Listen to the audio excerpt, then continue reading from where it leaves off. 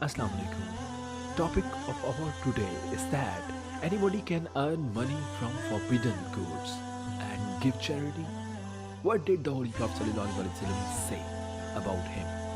Before I start, please subscribe to my channel and keep your valuable opinion in the comment section below and watch this video till the end to get complete information about today's topic. Holy Prophet ﷺ said that Allah accept the charity, those men that can earn from lawful ways and assemble it. This charity becomes a source of salvation.